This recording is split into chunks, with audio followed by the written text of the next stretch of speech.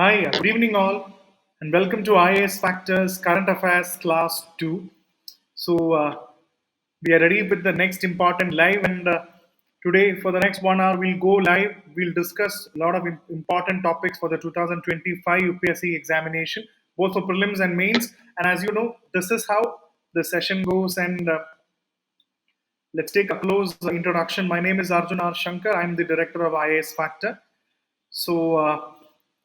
How we are going to go forward for this session is we'll have a topic, and after each and every topic that we discuss, we'll have a question for the mains. So I'll discuss the most important topics from different areas, and after the topic is discussed, I'll give you a random topic in which a mains question will be asked. So this is how we are going to go, and if you're all ready, let's go to the first important topic of the week and let's find it out.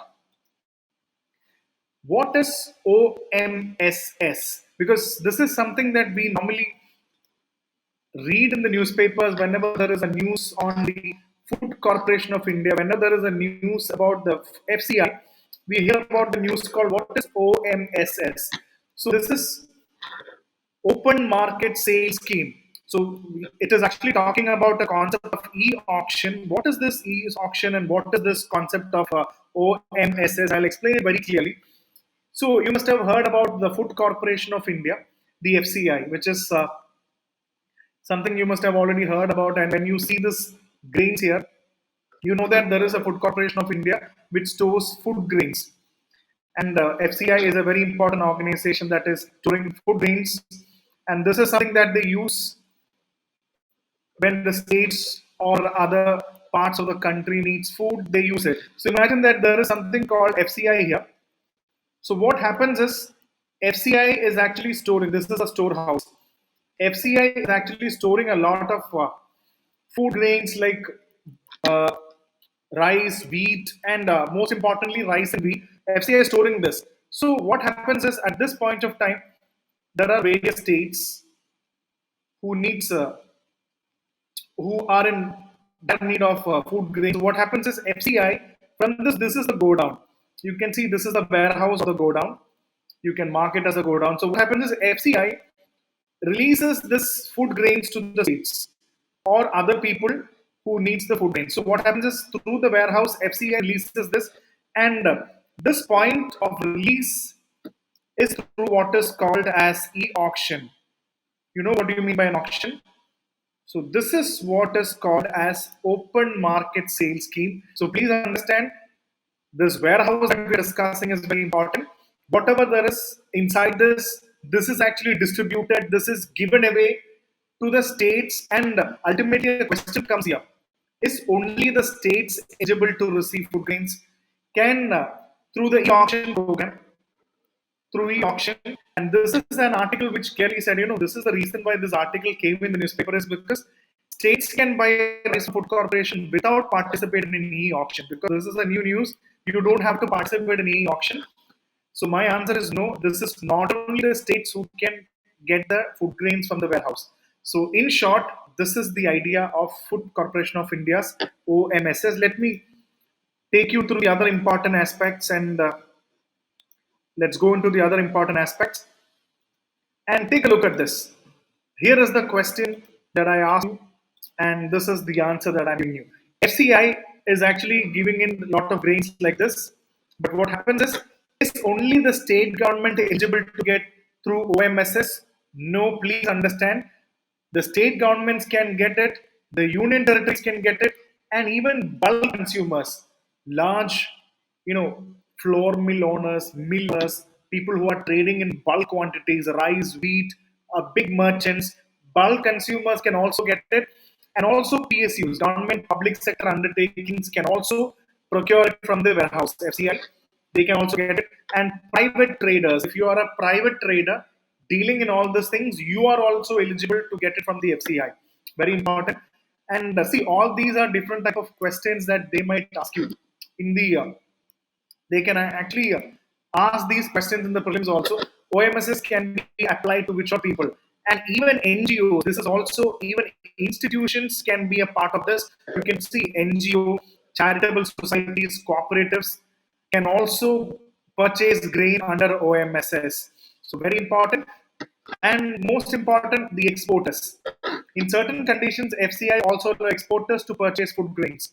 So even the exporters gets it. So who all gets it? State gets it, union territory, bulk consumers, PSUs, private traders, large exporters, even institutions can all be part of OMSS is something that you have to understand here. So this is one thing that we have to discuss.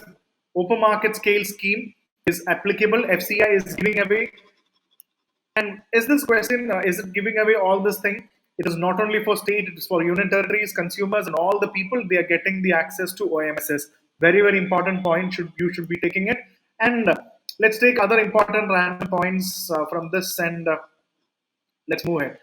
So, in short, OMSS is a government program. We already got this, where Foods Corporation sells surplus food grains. Okay, you got this point. Where it is wheat and rice from the center pool. So ultimately, is it wheat and rice every time? So you will actually I have an idea because it is not wheat and sometimes they can also sell maize. According to the availability, you can even sell maize. You can even FCI can even sell you millets. So most primarily it is wheat and rice in the OMSS. So this is done through e-auction and direct sales to state consumers and government also. So this is some always understand. So this is in short what is called OMSS. And let's take other important points that we should be having. So what is the most important functions of OMSS is what we have said is number one, regulate and control the price of food grains in the open market. So the price of the food grains control is also done by OMS is also actually having an impact on that. The price of the food grains is controlled. So FCI often procure more food grains than required for the public distribution of buffer stocks, and this is something that you know. And to dispose of the surplus stocks from getting spoiled. You know, so many years back, you must have seen that. I don't know whether you know now. FCI had tons and tons of food grains which went wasted because it rotted, because it got spoiled. What happened is it got spoiled.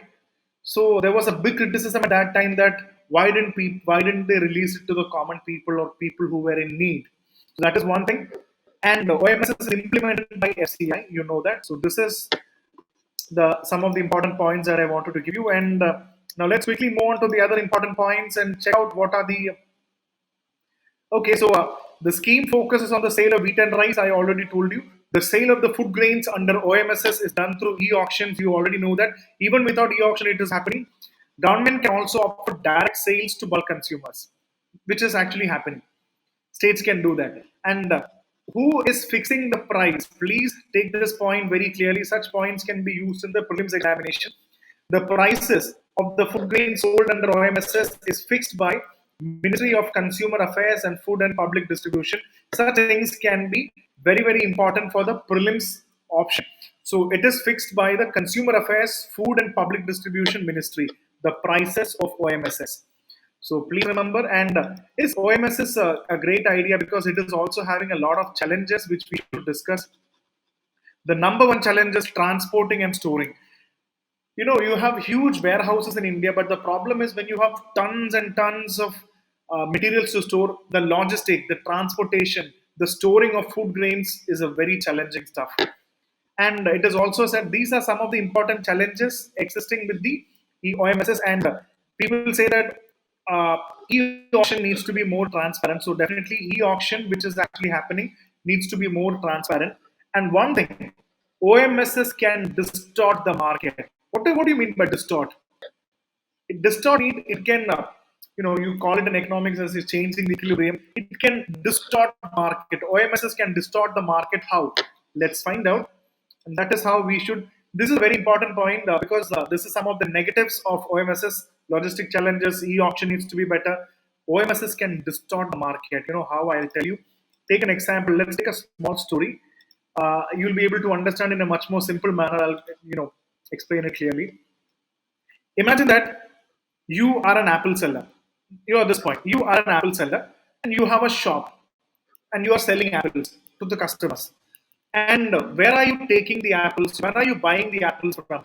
You are buying the apples from a apple seller. You are actually apple farmer, you are actually getting it from an apple seller or a farmer who is producing the apple. You take the apple from this person and you sell it. And you sell it here. This is what you're doing.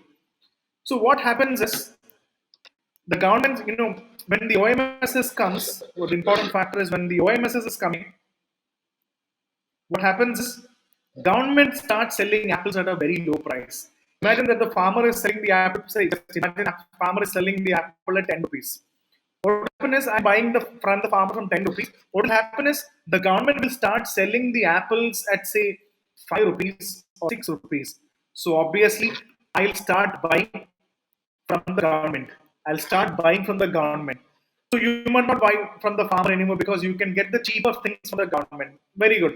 So what happens is the farmer is suffering. The farmer here will suffer because he's not getting orders. So what happens is the farmers will have a trouble in selling their apples, or farmer will lower their prices. You know what? They were selling at 10 rupees, government is selling at 6 rupees. You know what? Farmers will have to sell the apples at 4 rupees, which will create loss. And you know what happens after some time? OMSS is again storing, it's actually a storage thing. The government runs out of stock. What happens is government will run out of one. It has happened. It has happened many times. The government will run out of stock. You depend on the government and the government does not have any apples. What will happen is you do not get apples here. Then the problem happens is the seller. Number one, this is how OMSS can distort market. It can make things difficult for farmers and traders and even lead to problems in the food supply chain. The seller is actually having problem. The farmer is actually having problem only because you had a small dependency on the government. This is how people say OMSS can distort the market. So get this equation correctly. I know, just wanted to give you a small story on that. I think this point is very clear. So this is in short OMSS, and let's take an open mains question. And as I told you in the last session, rather than simply writing this question, when you get this question, make sure you write this and try to find the answer. The open market scale scheme is a delicate balancing act between ensuring food security and maintain market efficiency. Two things. It's a balancing thing. Discuss the challenges in striking these balances and suggest policy measures to optimize utilization of OMSS for both consumers and farmers. It's a classic UPSC type of questions. It has a lot of points to be answered. Imagine you get to answer it, say 250 words or 200 words. Make sure you're able to answer this question. So this is in short regarding the OMSS scheme, and I'm sure you have a good understanding. Next time when you get questions for prelims and mains, have a clear-cut idea. So know what is OMSS, know who are the beneficiaries, and what is it that they're selling, who is authorizing what, why, what is the function of this, and who is fixing the price, what are some of the challenges, and how does OMSS distort the market. Have a great idea.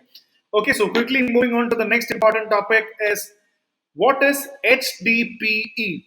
That is something that I wanted to discuss here. High density polyethylene. You know why I'm discussing this important topic is because you must have seen the gas cylinder. Everybody clearly knows a gas cylinder. This is the steel. The cylinder that we are normally using is the steel gas cylinder. But now we see what is happening here is there is a large change that is going to happen in the LPG distribution in this country because steel gas, this is a steel cylinder. The steel cylinder is slowly transferring into fiber-based cylinder. Very, very important thing. It is slowly transferring into a fiber-based gas cylinder. Did you like? Maybe you can comment in the chat box also whether you are liking this. Did you like this new design of the LPG which is coming in? So according to this new gas cylinder, the material that they use to create this is HDPE. So when I found that this is a new gas coming in, definitely HDPE, the high density polyethylene is discussed. So we should definitely know about the features of what is HDPE or what is polyethylene or high density polyethylene. We should have an idea about what is this and what are the uses of all this is very important. See, imagine that there are 32.6 crore active domestic LPG users, and to ensure a steady growth of, and already the oil marketing companies have 550 crore cylinders. So what happens is You need fresh, more cylinders. So the best thing is to move to the fiber-based gas cylinders, and that fiber is supported by HDPE, high density polyethylene. So when you study for UPSC perspective, rather than telling that the gas is changed, you should know the features of HDPE. What is HDPE doing? What are some of the unique factors of HDPE? Why is it that the government has shifted from steel to HDPE? Why have they shifted it? We have to find the answers, and let's quickly find it out. Okay, so let's move in, and here we go to the next important content. Maybe take a look at this. This is the small mini, because I think there is something called the Chotu cylinder. So this is the kind of the new Chotu cylinder in fiber based. Even the article says explosion proof safe LPG cylinders. Different cylinders are actually making development. So this is actually, they said explosion proof. They do not explode. So maybe let's take a look at that, and let's understand some of the important concepts also. When I said HDPE, it's high density. LDPE means it is low density, and definitely you need to know. We'll discuss about PET. So these are basically different type of materials which normally bottles and other beverage cans etc. comes in. So when you say HDPE, LDPE, PET, they are all different variants and they have different properties. But all of them can be used to create bottles and all this kinds of stuff like maybe juice cans, etc. But there are some differences in each everything. Now, since we are discussing about HDPE, let's discuss some of the important features. Number one, it is very strong. Obviously, why that is why gas is being created, and rigid. It is capable of withstanding significant stress and impact. See, all these points can be very important for prelims exam. They'll ask you exactly like this: which are the following are the features of this? And maybe you can also, it is resistant to a wide range of chemicals. It has got good resistance capacity for acids, bases, and different type of solvents. Again, this is a good thing. And it is impermeable to water. Very important point, the water connection. Impermeable to water means suitable for outdoor and underground applications. So that is why it is water does not permeate inside. That is why it is very useful for outdoor and underground application. And remember the most important point, it has got high melting point, very high melting point. So that is why high temperature without deforming, it has got high melting point. That's why it can withstand it. It is easily recyclable, which contributes to environmental sustainability. Very important. Also an environmental angle to it. So these are some of the most important features in this. So have a great idea. Number one, strong and rigid.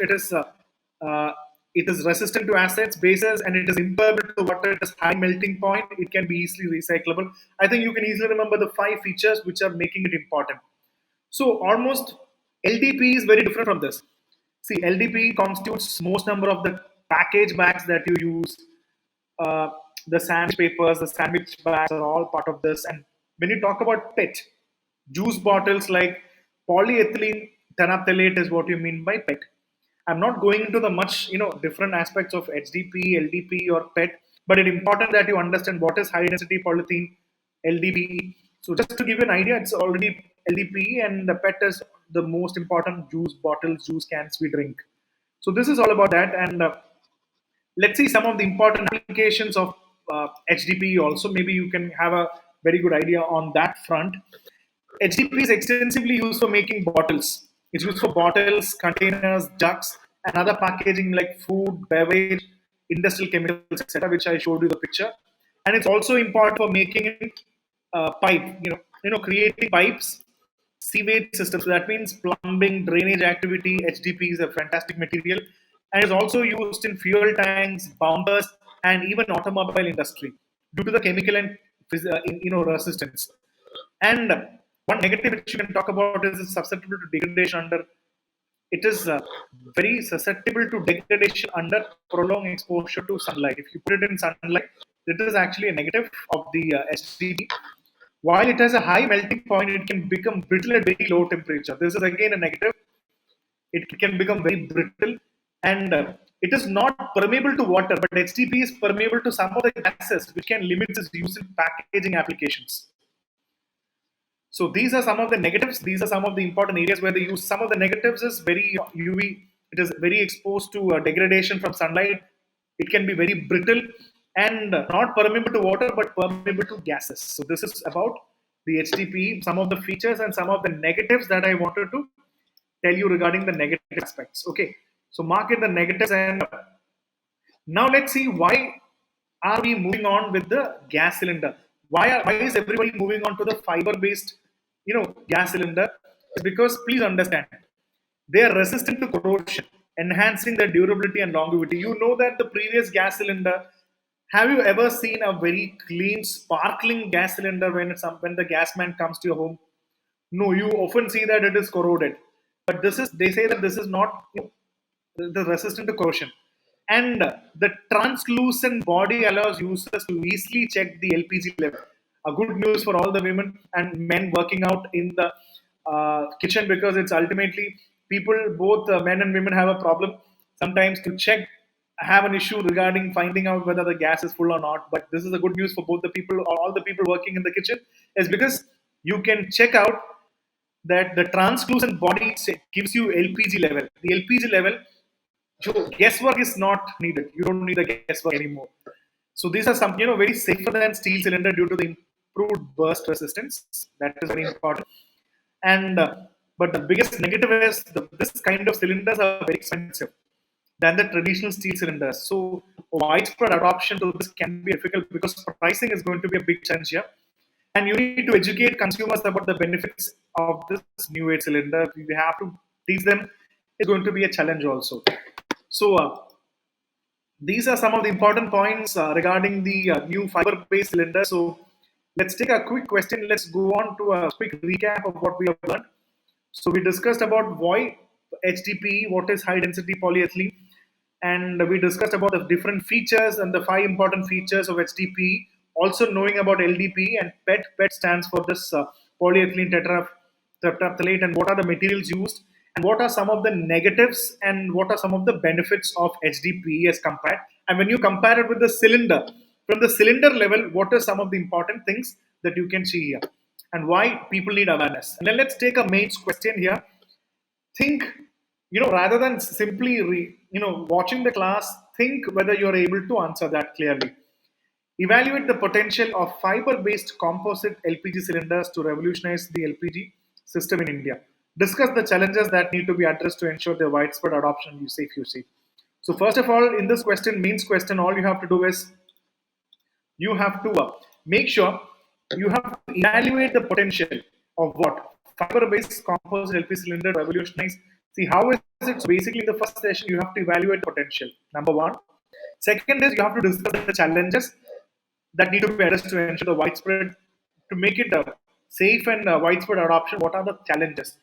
Already I've discussed few points. You can easily take this and try to answer these questions. Okay. So moving quickly to the next important topic. Here we go to the next important topic, and here we go.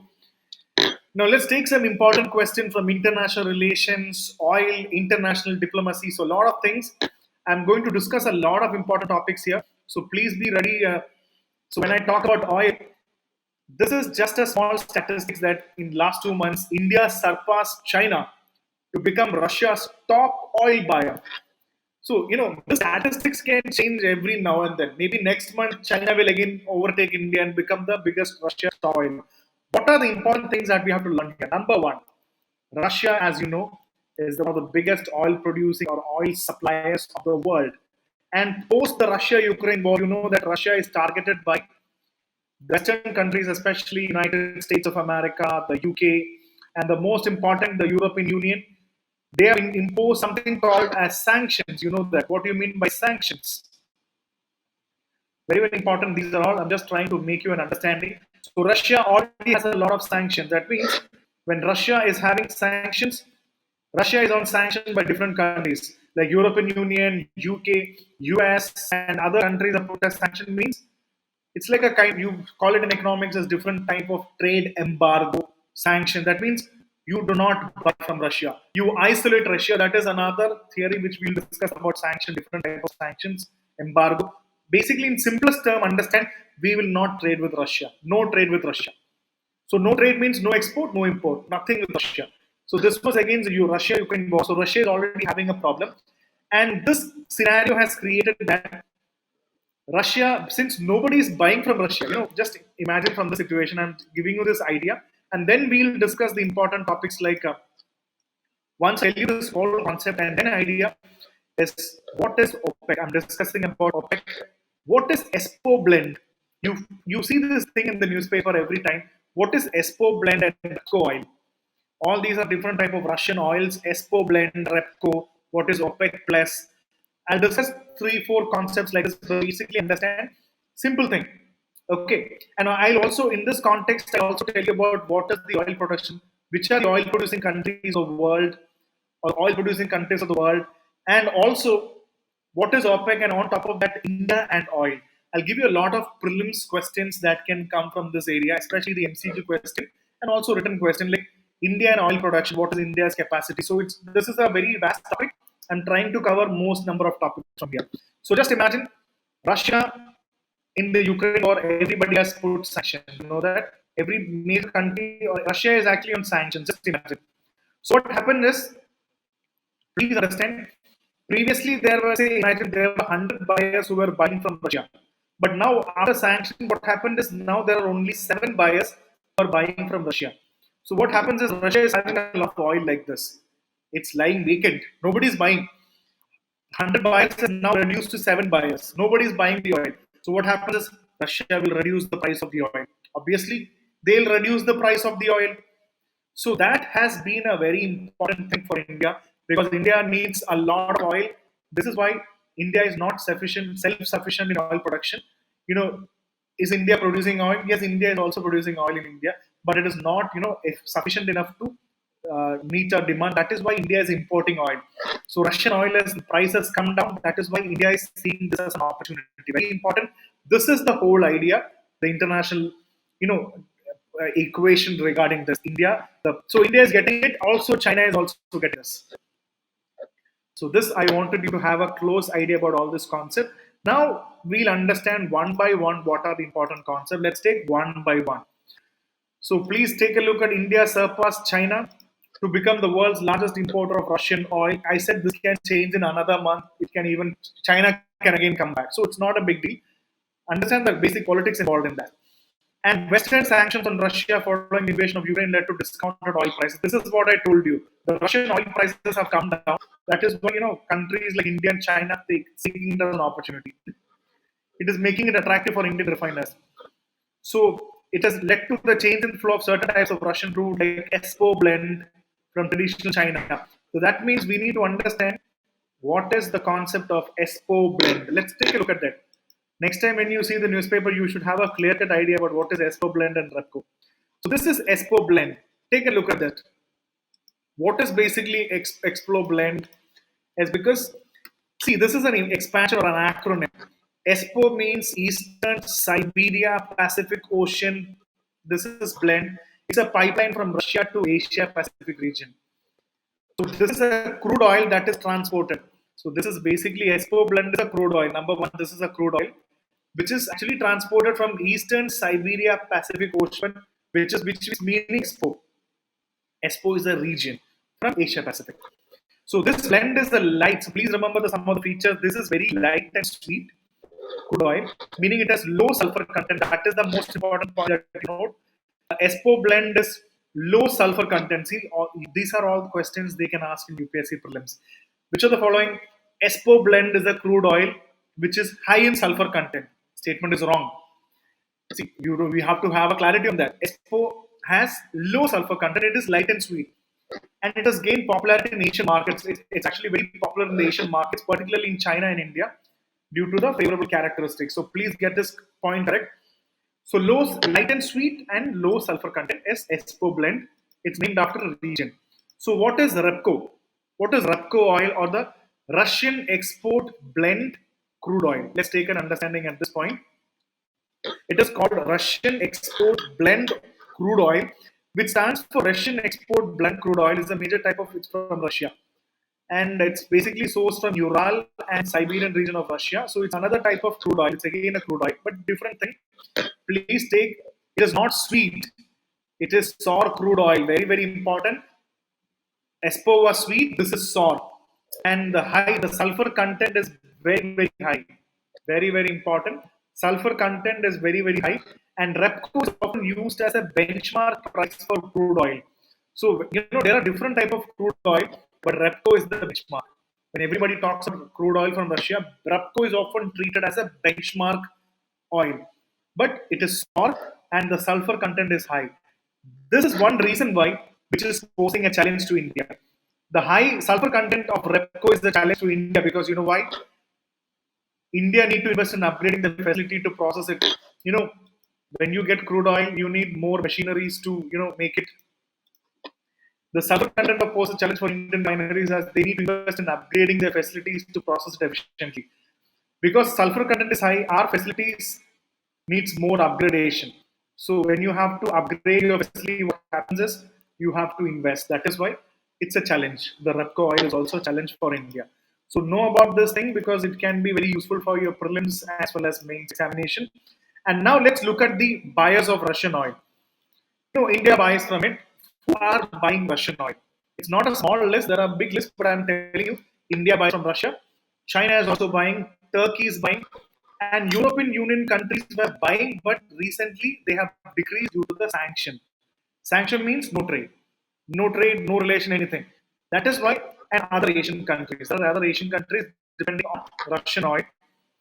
So it is basically shifting between. So this is between some of the Russian oil exporters. I wanted to give you an idea about who are importing from Russia.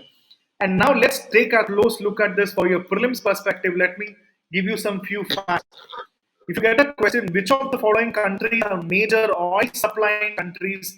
It is very important that you get this idea very clearly because Saudi. So have an idea like this. If you get some countries in the prelims, which of the following countries have got oil reserves, then maybe you'll be confused. Let's take the most important countries which has oil. Saudi Arabia, which is the world's larger oil exporter. United States. US is actually making a rise. Very, very important here. United States, you must have heard about the shale gas. US is promoting the shale gas development is something that you must be aware. There is shale gas. Oil is there in Iraq. Even though Iraq has suffered, but Iraq is also oil reserves. Canada, UAE and Kuwait has got oil, and Iran. Definitely, Iran has also got sanctions. Like Russia, Iran has also got sanctions. Nigeria, Brazil, Kazakhstan, Guyana, and even Norway. So I'm not telling you that these are the only countries which there are oil production is happening. No. If you get some question for the prelims in civil services, and if you get some countries in the random order, make sure these are some of the countries which has got oil reserves. Very, very helpful.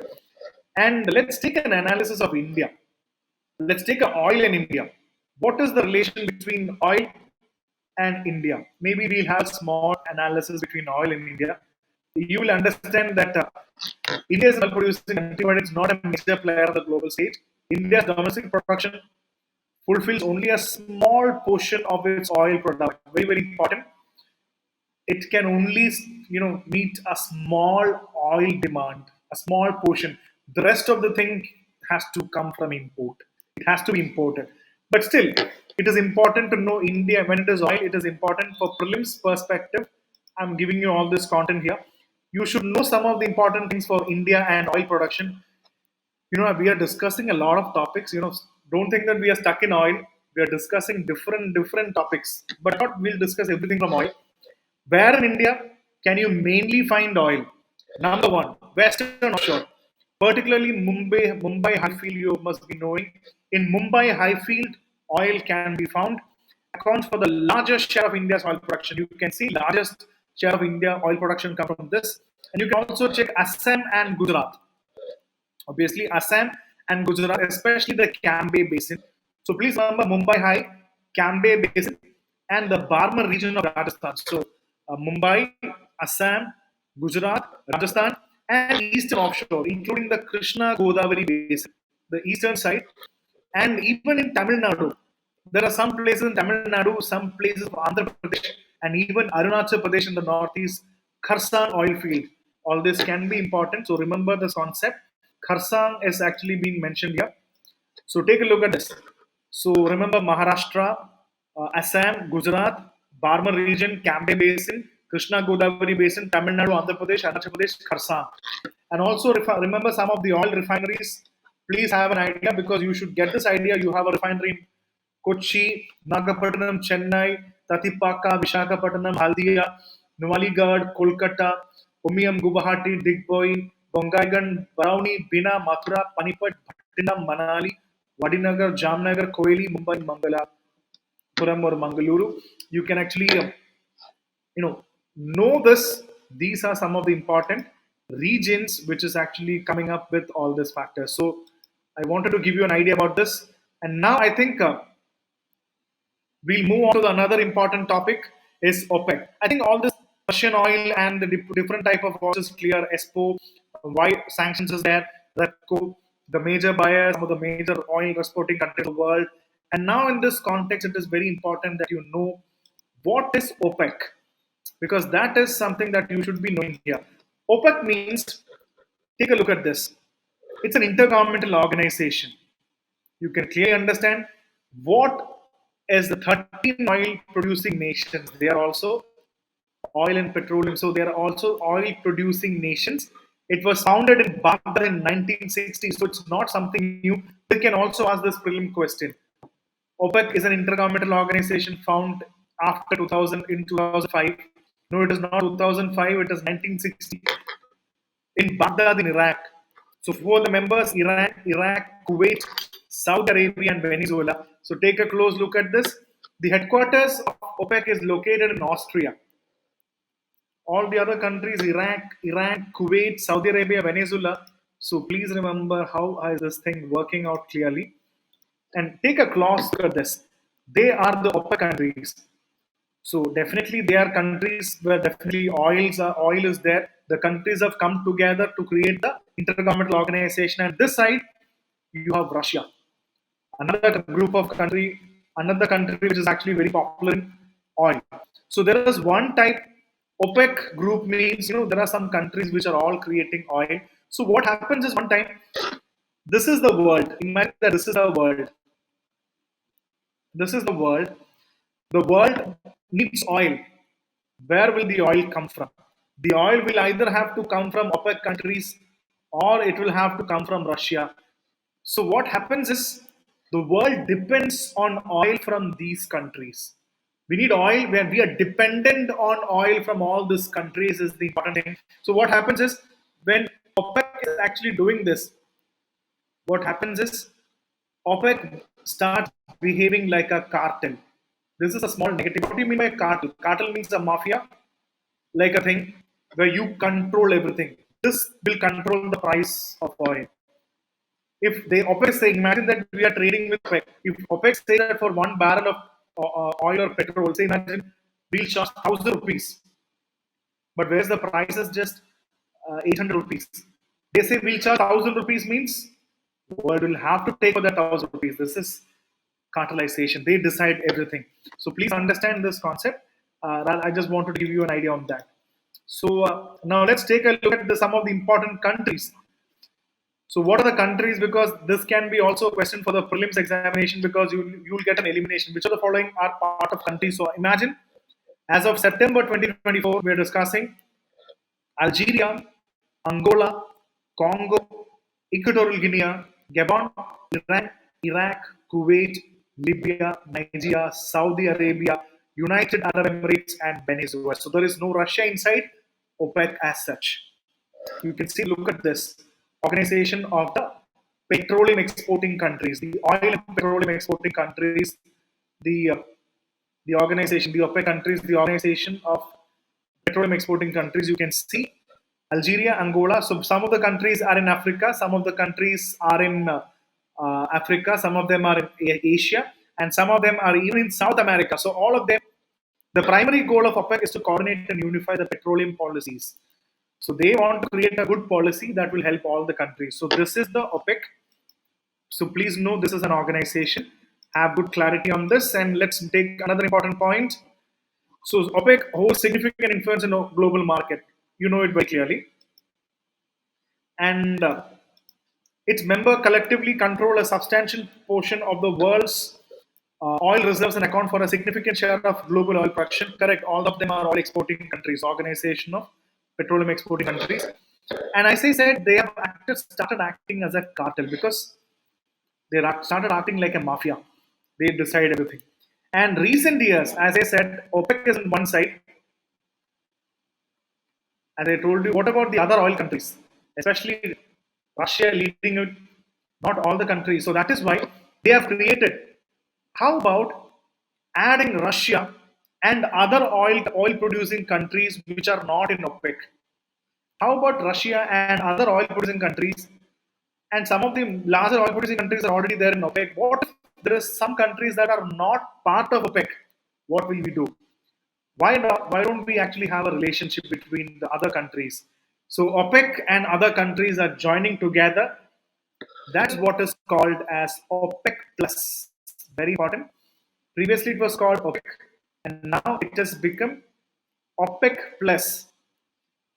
So it's another 10 other major non-OPEC countries. So which are the 10 other non-OPEC countries? Is Azerbaijan, Bahrain, Brunei, Kazakhstan, Malaysia, Mexico, Oman, Russia, South Sudan, and so please have a clear-cut idea about the 10 important countries. So 1, 2, 3, 4, 5, 6, 7, 8, 9. So please know about Sudan, Russia, Malaysia. So these are the countries which form the OPEC plus. So these are the important countries which form the OPEC plus. And why OPEC plus is very important? This is also very important to be noted here. As I said previously, it was the OPEC, some of the most important oil producing countries, plus the other countries led by Russia. So, what means most of the oil producing countries are part of this. Now they have become a bigger organization. So, oil availability and control of oil has become more larger. Everybody has, like a Mahabharata war, everybody has started coming together. So, it's playing a crucial role in stabilizing oil market. When everybody comes, it's going to create a lot of stability. And the most important point here is tackling United States of America. You have not seen United States of America, USA, inside this picture. That is why you should, as I told you, US is making a great rise in shale oil production. I hope you know what you mean by shale gas and shale oil production. So if you do not know, please find out. US is leading in the shale oil, the shale gas production. In order to, when the OPEC and other country OPEC plus comes, this will be a challenge to United States. So this is also countering United States. So it is going to be a huge change. So this is something that I wanted to give you an analysis on that. So get this idea and clarity. So this is the major important thing of OPEC. So we have discussed a lot of things about OPEC. What is the Organization of the Petroleum Exporting Countries? Organization of the Petroleum Exporting Countries, OPEC. Some of the countries, and after that, 10 more other countries have joined. The negatives of OPEC and why OPEC Plus is actually on the rise. What can it do? Now let's take the important question. Critically analyze the role of OPEC Plus in the global oil market. Evaluate its effectiveness in achieving its objectives, challenges it face, and impact on the global economy. If you want to, you can definitely write this question. We already discussed this answer. Number one, you have to critically analyze the role of OPEC Plus. It's not OPEC, OPEC Plus in global. This is number one. You have to write this. And evaluate its effectiveness in achieving its objectives. So you have to write how effective it is, what are the challenges, and its impact. So write about the role, write about the effectiveness, write about the challenges, and what is the impact. You can easily do this question. So you find it out, definitely. See, this is how mains questions come. Current affairs, I strongly believe all the majority of the questions of GS paper 1, 2, 3, and even 4, majority of the questions, the basic root of asking questions is from current affairs. So be prepared. So this is important topic. So next, moving quickly to the next important topic in a very quick manner. What is credit linked subsidy scheme? I thought we'll discuss some important topic from a government scheme. So you must have heard about, I'm going to tell you a small story. From now onwards, every now and then you must be, whenever you read the newspaper, you will come across this word called credit linked subsidy scheme or the CLSS. So every time when you see CLSS, you should know what is the CLSS. So you must have heard about PMAY. Very important. If you do not know, please understand. Pradhan Mantri Awas Yojana. It is aimed at making houses more affordable to various income groups. So, India, whether everybody needs a house like this, everybody's dream. So, basic need to have a shelter and a house. So, depending, there are different categories in India on the basis of income, like economically weaker sections. And I'll give you an example. So, house is everybody's dream. So, how do you build a house? Definitely, you might need a loan. You might need a loan to build a house. So, when you need a loan, definitely, how will you approach it? What is the interest rate? So, you need to understand under the credit linked subsidy scheme. So, imagine the beneficiaries receive a subsidy on the home loan. So, what is the subsidy? You'll understand. You get a subsidy on the home loan on the reducing the EMI every month. So, to understand this, anyway, you understood this concept. PMAY is all about housing. PMAY's ultimate agenda is to create more affordable housings. And the most important tool which it is using is CLSS or Credit Linked Subsidy Scheme. Something from economics also, I want you to understand this concept. So, rather than just understanding this whole concept, let's easily understand this. I'm going to tell you a story. Let's hear the story. The person that you're seeing is Mr. Rajeshwar Bhai. Let's hear the story of Rajeshwar Bhai. Rajeshwar Bhai is using the credit linked subsidy scheme and he wants to take a loan. And let's see how he is going to do. Definitely, he is going to take a loan. So, definitely, Rajeshwar Bhai wants to create a small house. So, what is going to do? He is going to take a loan. Rajeshwar Bhai is going to take a loan. And when he takes a loan, he will get the money.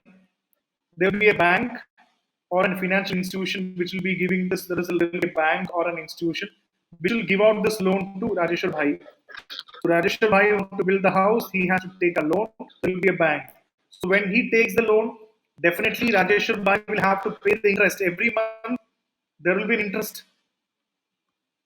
There will be an interest that Rajeshwar Bhai will have to pay the bank. Let's see this. How is this working? I'll give you through the example of Rajeshwar Bhai. You'll be able to understand this much more clearly. So here we go. It will have some calculation. Simply understand. I'm not complicating it. Simply understand. Imagine Rajeshwar Bhai. This is Rajeshwar Bhai. He is belonging to EWS category. Okay, you know what is economically weaker section, EWS category. And imagine he's having a household income of only 2.5 lakhs. And that means 2.5 lakhs in a year, not in a month. People are getting every 2.5 lakhs in a month. It's for a year. He's getting, Rajeshwar Bhai might be lying, but still, he's getting 2.5. Imagine that. And he wants to buy a new house. This is the new house he wants to buy. And he needs a loan of 6 lakhs. Very important. He needs a loan of 6 lakhs. And he can repay the loan after 20 years. He'll repay the loan after 20 years. Imagine he'll repay the loan after 20 years. Okay. What is the bank or the interest which the bank or a financial institution is charging is for 20 years, he'll have to pay 7% interest. Every month, you'll have to pay 7% interest. Plus, you have to repay the capital principal amount also. 6 lakh, you have to repay every month and interest also will be coming. So imagine that is the monthly EMI. I'm sure all of you must be having EMI. So your monthly EMI will be 4,832 per month. Imagine that. So for total 20 years at 7% interest rate, Rajeshwar Bhai will have to pay around 5.59 lakhs. Just imagine for 20 years, he will have to pay 5.59 lakhs as interest. So imagine, just calculate. 6 lakh he has already taken loan, he has repaid, and on top of that for 20 years, he is paying 5.59 as interest. So how much is that coming in? This will be coming into close to 11 lakh, 11.59 lakh after 20 years. By paying 4,832 every month, Rajeshwar Bhai will have to pay 11 lakh. He only took a loan of 6 lakhs, but he will have to pay 11.5 lakhs after 20 years. So this is the normal scenario that you go in a bank. But Rajeshwar Bhai has not used the credit link subsidy scheme. Imagine that now Rajeshwar Bhai is actually going to use the CLSS, the credit link subsidy scheme. He is using the credit link subsidy scheme. That means he will not have to pay this much amount of money. Please understand, he will not have to pay this much amount of money. In this concept, you will understand. he will get a subsidy. Please understand, Rajeshwar Bhai is getting a subsidy of 6.5%. That means 7% was the interest rates. It doesn't mean that interest rate has decreased. Interest rate is still at 7%. See, just imagine 6.5% subsidy is actually given. Imagine that Rajeshwar Bhai has taken a loan of 6 lakhs. And this is 6 lakhs together, 0 to 6 lakh. When he received the subsidy, what happened is the major amount of money. Subsidy means this major amount of money, not the interest. 6 lakh is actually cut here. Maybe it will be only around say 3 or 2 lakh, 3.5 lakh something. The rest of the amount of money is upfrontly paid by the government. The government through the CLSS program has paid this money. And now you can see his monthly EMI has reduced to 3,372. And for 20 years, Rajeshwar Bhai only needs to pay 8 lakhs. That means the interest is 7% only. But the principal 6 lakh has decreased. Government has paid some money. So this is the scheme that you want to understand. I know why I've told you the story is because from now onwards, you might be able to, you will definitely see a lot of news articles regarding credit link subsidy scheme in the newspaper, PIB, everywhere you will see this, but you will not understand. See, this is not only for this, this is what government does with every project. When you get subsidy means lot of some a portion of the money is actually paid by the government, but interest rate is 7%. That is not reduced. Without CLSS, he'll have to pay 12, 11 point, and with CLSS, he's having a difference of almost 3 lakhs. You don't have to pay. The government has paid subsidy for you. So this is what a great idea, right? But there are some conditions involved in this. Please understand there are some conditions involved in this. CLS is implemented through various primary lending institutions like banks, housing finance companies. Point. The beneficiary must not own a Pakka house in their name or the name of any family member. Doesn't mean that you have a 5,000 square feet house, you cannot apply for this. You should not have a Pakka house. You mean you should have a very small house. You can take this loan. And the subsidy is credited upfront to the beneficiary loan account. This is what I told you. It will be credited by the government upfront, and reducing the EMI will come down. And you can also take a look at this 20 years. The interest subsidy is for 20 years, which we discussed, but it is changing. Either for new construction, purchase of a new house, or extension or improvement of an existing house, you can take this thing called as CLSS. And it is actually given for different categories like EWS, like up to 3 lakh income, people which 3 lakh to 6 lakh, and 6 lakh to 12 lakh, and 12 lakh to 18 lakhs. You can all avail Pradhan Mantri Awas Yojana for different category. So this is what is called as affordable housing. So from now onwards, I think you will be understanding what you mean by credit linked subsidy scheme, or how a subsidy scheme works is very clear now. A topic from economics which I wanted to tell you. So please read it, and if you can even rewind the video, watch it also. Okay. Now I'll take a quick question at this point. The credit linked subsidy scheme has been instrumental in promoting affordable housing in India. However, its implementation faces several challenges. Critically evaluate these challenges and suggest measures to enhance the effectiveness. So, how is CLSS instrumental in providing affordable housing in India? Very important. So, what are some of the challenges, and how can you make it more efficient? Is some other important thing that I asked you. Okay, so this is important thing that I told you. So I think the story of Rajeshwar Bhai is clear. And now let's quickly move on to the next important topic and jump into the next important one from environment. What is NCM? A typical mains question, also a typical prelims question. They'll ask you which of the following statements are correct regarding NCM. So you have to basically know what do you mean by NCM. It's National Coastal Mission Scheme. You are seeing the picture, the coast of India. You in geography you must tell that India has this much amount of 7,000 plus kilometers of coastline. So you must be knowing about the coastline. Very important, know about the coastlines here. And now let's understand the National Coastal Mission is an important initiative. It's taken by the. So in this, what are the important things coming in? It is number one point. It's created to safeguard India's extensive coastline. India has a very extensive coastline. You have to be when you protect the coastline. on this. This is a very simple thing. Operated and started in 2014 is number second under the umbrella. Please remember, this is the larger thing they can be asked in the UPSC examination is NAPCC. What is NAPCC? I'm not much going much into it, but you should have an idea. What is National Action Plan on Climate Change? So this National Coastal Mission is actually part of NAPCC on climate change. So obviously this mission will have to do everything regarding saving the coastal line. So let's understand what are some of the important aspects of this coastal lines also. Very quickly we'll go on to that. So obviously it's obvious. Mangroves and coral reefs will be protected. Obviously, you know, mangroves and coral reefs will be protected here. Marine and coastal ecosystem will be protected. Obviously, it's very simple guess. Beaches under beach environment and aesthetic management services. What is this service actually? This is something I want you to understand. Maybe remember this. If you can write all this in the main answer, it will be great. What is this? Beaches under beaches, beach environment and aesthetic management service is actually called by the name BEAMS.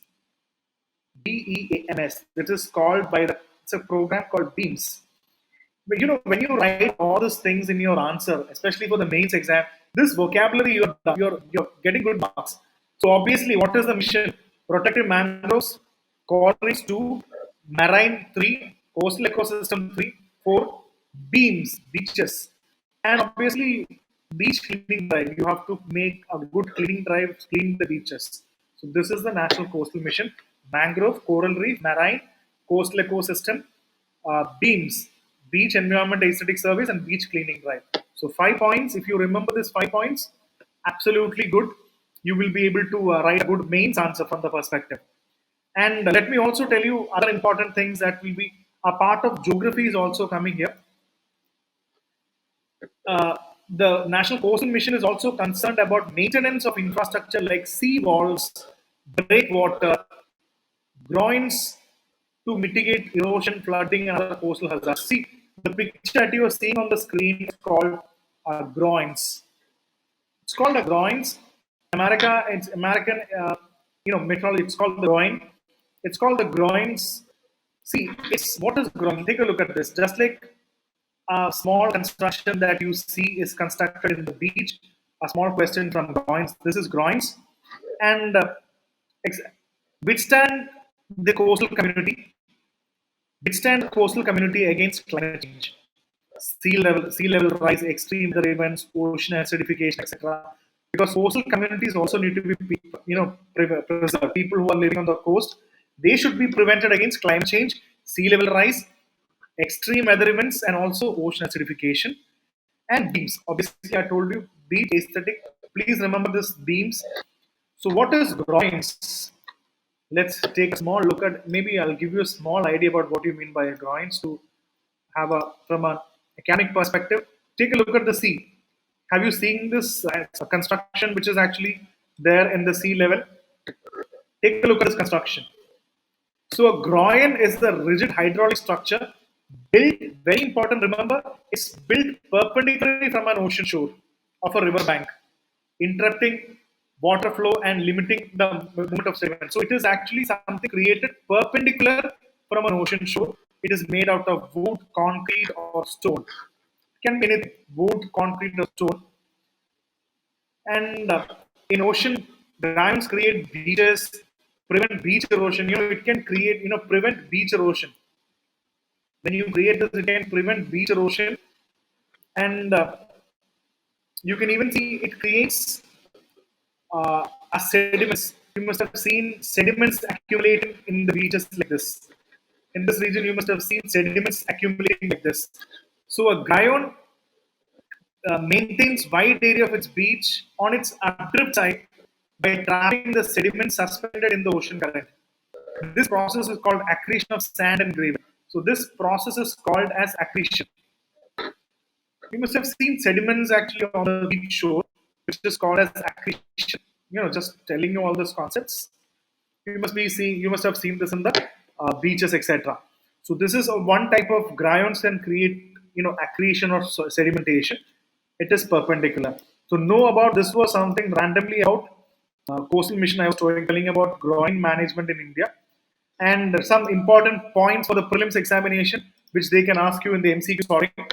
Who is responsible for this? The Ministry of Environment, MOFCC, or Ministry of Environment, Forest and Climate Change is the nodal agency responsible for implementation of NCM. National Coastal Mission, the MOFCC is the nodal mission. Who are members? Various stakeholders, including state government, coastal communities, research institution, NGOs, etc., are all part of this. The implementing agency of NCM is the state government of coastal and union territory administration. Very important. The implementing agency of the NCM is the state government. Very important. The nodal agency is the center, the Ministry of Environment. The implementing agency is the state, coastal state, the government of the coastal state or the union territory. The state is the implementing agency.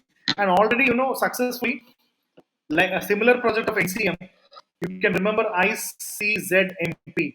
ICZMP is Integrated Coast Zone Management Project, which is already making tremendous work in the coastline of Andhra Pradesh. It is already done. So this is one success project, ICZMP, which is Coastal Zone Management Project of Andhra Pradesh.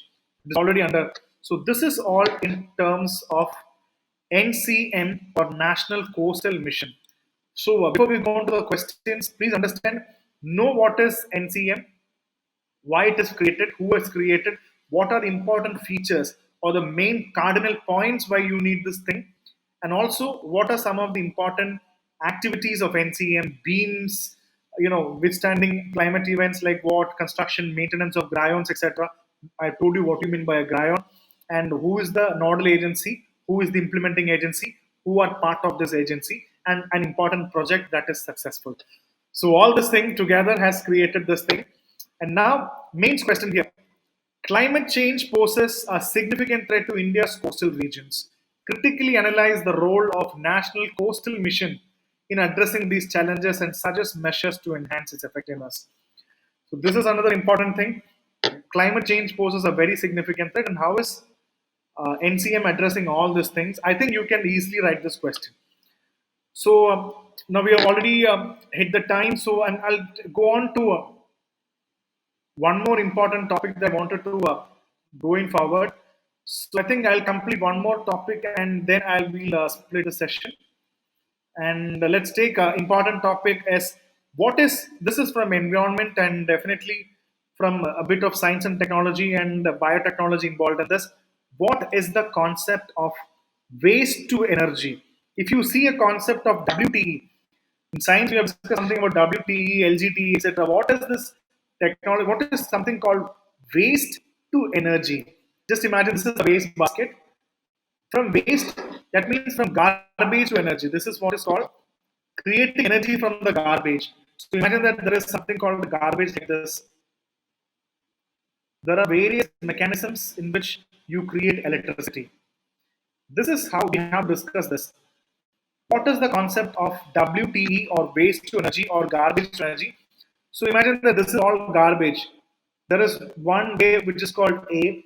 There are different like B, C. There are different methods through which you can use the waste. You can use the waste and use it to create electricity. It's a great thing, right?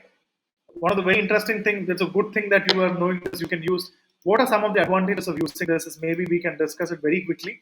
What are some of the important advantages is that you know that this is the waste. A lot of this waste has to be transported, and you know that there are different type of waste management like landfills where you dump this waste, etc. So what happens is a lot of this has to be transported to landfills, waste treatment, etc. So what happens is we are not able to completely do away with whatever waste we have. Most of waste management has become an issue because all the waste cannot be recycled. We are facing. Take a look at this. It's not easy. But when you have waste to energy, see, imagine that there is 1,000 units of waste or 1,000 million tons of waste generated. We can probably only recycle around say 600 or 650 million tons. So rest of the 350 million tons is a challenge. But look at this: when waste to energy comes, out of this 1,000 million tons of waste, maybe we can utilize 500 to 600 million tons of waste to generate electricity. The rest of things can be used to recycle or think. Just from this picture, you can see you can create light, you can run your car, you can run flight. Everything is from WT, waste to energy. Government is giving a very important topic, importance of this thing, and I don't know whether you know about this topic, but I've told you there are different ways of generating electricity. That we have different methods. Like we'll discuss the most important. One is incineration. You can see incineration. You can incinerate it. Number you can gasify. And next is anaerobic digestion. So what is the most important thing? We have to just discuss this simple thing and finish off this thing.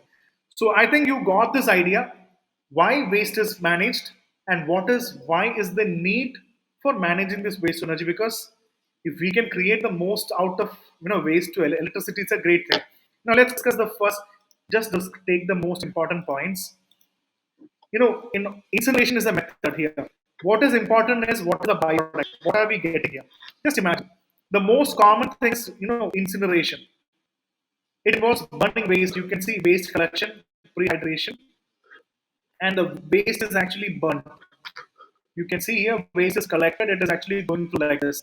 The waste is burned, and it's burned at high temperatures. It's burned.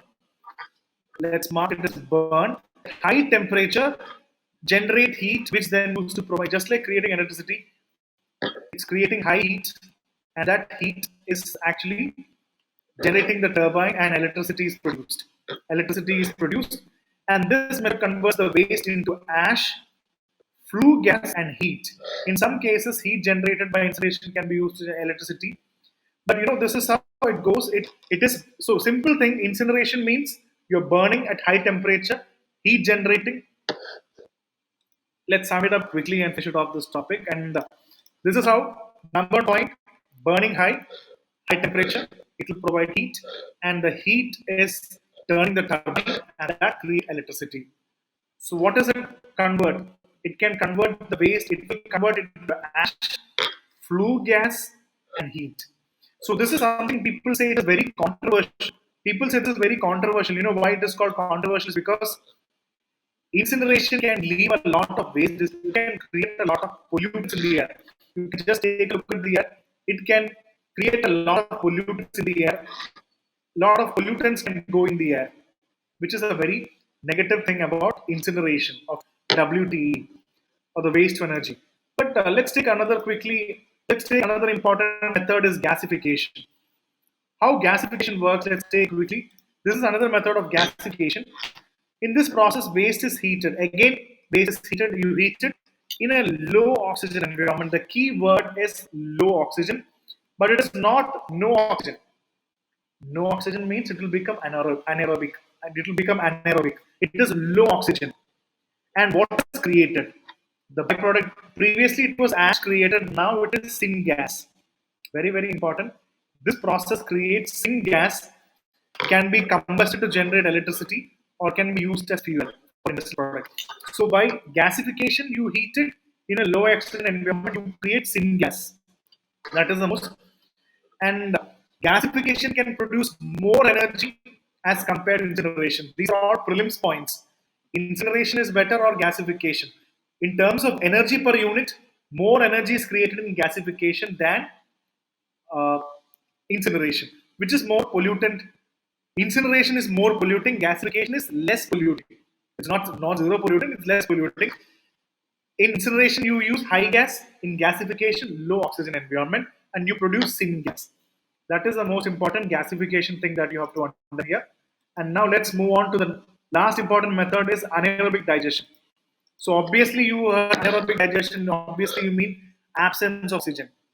Without whatever you can use, slurry or manure, crops and residue, wastewater, food waste, everything is loaded in anaerobic digester. Everything is loaded inside that, and it is actually without oxygen. Without oxygen, gasification is low oxygen. It is anaerobic is without oxygen. Create what? It can create methane. Very important. As gasification was creating syngas, here you can create methane, which can be used as a fuel or heat generation. And you can create biogas, which is a mixture of methane and carbon dioxide. And you can also create digestate. You can create digestate in the picture. You can create biomethane or biogas. It's a nutrient-rich material left after digestion, which can be used as fertilizer. Digested can be used as fertilizer. So, in short, these are some of the methods of WTE. So, next time when you listen to the word WTE, you know why WTE is important. What are some of the methods? It's incineration, gasification, and anaerobic digestion. You know what are the important temperatures, etc., etc. You know it very clearly. And now, why it is very important? As I've told you this, it reduces the amount of waste going to landfills. As I told you, 1,000 ton, lot of that you can actually create it to energy. So you can reduce the amount of waste going to the landfill, and it can even recover metals from waste, which is a good thing. Some of the waste and some of the negatives is it requires a lot of money to make this. It requires a lot of WT technology. In order to do this, you need a lot of capital investment. You have to fund a lot of money for that. And as I told you, incineration release a lot of harmful pollutants like dioxins. It is one big negative that you have to understand here is it's some of the biggest negatives is it releases a lot of dioxins, furans, heavy metals in the air if not control. So this is see definitely WT means waste to energy. It has got its own merits and its own demerits. But if the merits are more, if you can create this, definitely these are good way of creating electricity. Will be more climate friendly also. So these are some of the most important things about WTE. I think you know this point clearly. And now let's take a look at the question and let's finish off this topic in very quickly. Waste to energy technologies offer a promising solution to India's growing waste management challenge. However, their implementation faces various environmental and social hurdles. Critically analyze these challenges and suggest measures to promote sustainable WT practice in India. So, in order to break this question very quickly, you should know waste to energy technologies offer a promising solution in India's growing waste management challenge. So, this is the introduction. Questions introduction. Their implementation faces various environmental and social hurdles. So that is it. They are facing environmental and social hurdles.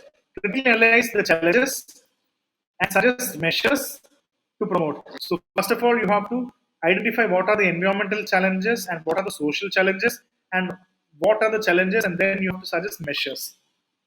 So this is a question which you can understand, and maybe this is we have almost. Uh, Maybe I'll just break up this point.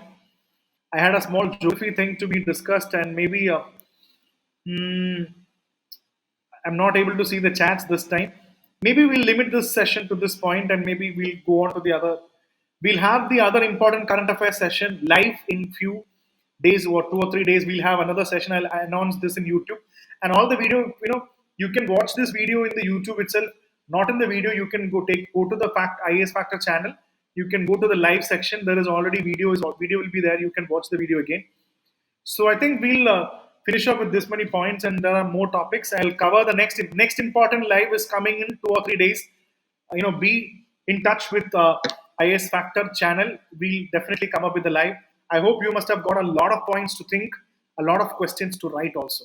Okay, so I'm taking my leave and wishing you all success. Have a great night. Study well. In 2 or 3 days, we meet up for the live 3 for UPSC 2025. In the meanwhile, as you can just see, our restart batch is open for 2025. Our self-study batch is open. So let us know if what are the things. And okay, so thank you so much for this wonderful session, and hoping to see you all again. Thank you.